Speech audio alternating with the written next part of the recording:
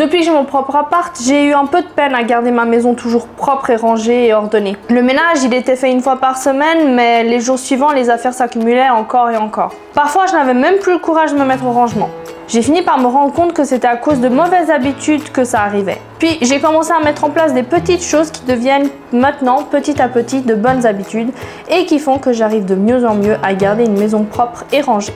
Désencombré. Donc si tu te retrouves dans une situation où tu as plus de choses que tu as de place pour les ranger, c'est sûr que les affaires elles vont traîner un peu partout. Ce qu'il faudrait faire, c'est comme j'ai fait pour mon Summer Reset, c'est de revenir sur tes affaires et voir les choses dont tu ne te sers pas, dont tu n'as plus besoin, des habits trop serrés, des habits trop larges, plein de choses dont tu peux te débarrasser. Trouve une place pour chaque chose que tu possèdes. Si tu es au clair où va telle et telle chose, il sera plus facile pour toi de pouvoir la prendre et la ranger à sa place.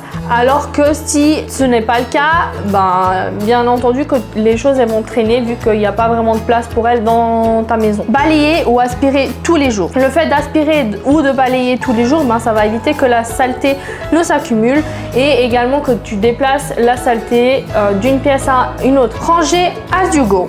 Donc ce que je veux dire par là, c'est que quand tu es en train de faire quelque chose de random chez toi et que tu as quelque chose qui n'est pas à sa place, eh bien tu vas le prendre et le remettre immédiatement où il est censé aller. Tu vas commencer à ranger de manière presque inconsciente. Si à chaque fois que tu vois quelque chose qui n'est pas à sa place, tu le remets où il doit aller, eh bien ça va faire que tu auras une maison de mieux en mieux rangée et plus propre. Libérer les surfaces planes. Donc ça, c'est une astuce qui est issue du minimalisme.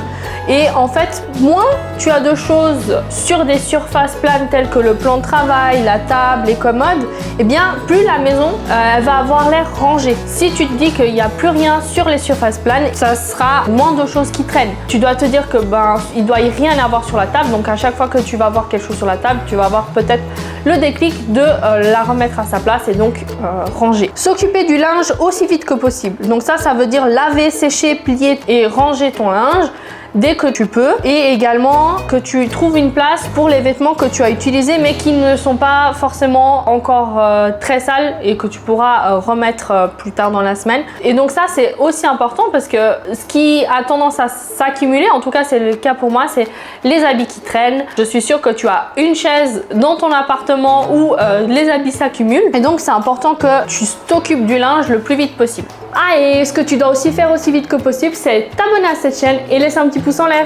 Ne pas laisser traîner la vaisselle. Si c'est possible, même laver ta vaisselle juste après avoir mangé, ça va éviter que la saleté s'incruste et que ce soit plus facile également à faire la vaisselle. Mais si c'est pas possible, le faire le plus rapidement possible. Faire 10 minutes de rangement avant d'aller dormir. C'est-à-dire que tu vas mettre un chronomètre, 10 minutes, et tu vas pendant ce temps donné ranger tout ce qui traîne, remettre à sa place les choses qui ne sont pas à leur place, peut-être donner un petit coup de balai, nettoyer le lavabo, ce genre de petites choses, et pendant 10 minutes tu fais ce que tu peux, et quand ces 10 minutes sont finies, eh bien tu auras fait ton travail pour la journée et tu pourras aller te reposer. Le lendemain tu verras que tu vas te réveiller dans une pièce et dans une ambiance beaucoup mieux rangée. Te fixer un moment dans la semaine pour faire le gros nettoyage. Ce que j'entends par gros nettoyage, c'est peut-être la poussière que tu ne vas pas faire tous les jours, nettoyer le frigo, faire le repassage, nettoyer à fond la salle de bain, désinfecter, mettre l'anticalcaire, bref, ce genre de choses. Et c'est important vraiment de te fixer un moment dans la semaine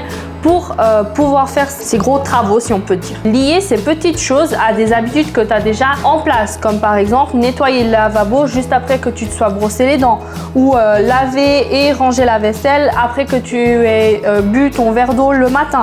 Un autre exemple, et ça c'est quelque chose que je fais très souvent, c'est de plier le linge ou le repasser pendant un moment chill, par exemple quand j'ai envie de regarder ma série. Et donc voilà, merci d'avoir regardé cette vidéo jusqu'au bout. N'hésite pas à t'abonner si tu veux plus de contenu sur les habitudes, et dis-moi dans les commentaires lequel de ces 10 astuces tu vas mettre en place le plus rapidement possible. Et je te dis à très bientôt pour une nouvelle vidéo. Ciao!